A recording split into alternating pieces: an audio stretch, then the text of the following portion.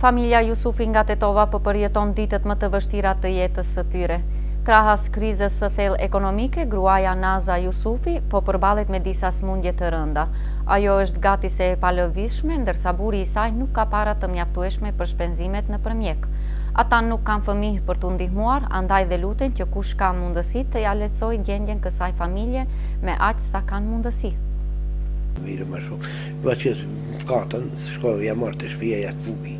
Ja marrë parë, që ta bëmë me qëta. A i thot se tashmë 5 muaj po kalojnë natën në ndritën e qiririt për shkak se si pasojë e borxhit të akumuluar u kanë prerë rrymën elektrike. Për të qenë situata ende më e rënd, a i thot se ka filluar të tmerrohet nga i ftokti dimror për shkak se nuk ka mundësi as me drunj për ngrohje të furnizohet. Jo, e në trosi kom va, s'kam pare mika, s'kam e në pare trosi kom va. Strujnë ma kanë prej, pa strujnë pa limëri, në ato.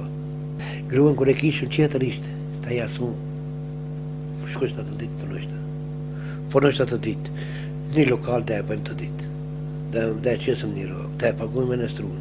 Shtaj se në paguj strunë, për i lutëm socialnës Tetovës, a jem kanë dimu shumë, ma ka hek gjimë të nështë, po gjati kitë ma ka hek gjati kitë. Dhe sa duhet ju paguani? Për 300 euro më kam bjetë struja. Për 300 euro më kam bjetë struja. Në ato. Se në lojnë, unë gjëruan vjetë se në lojnë. Se unë i bëjnë zmeta saj. Që tërku s'ka. I ndimoj shumë, e qoj në përbullica. Po e fkas taksi, me taksi shkuj. Me taksi e bëj.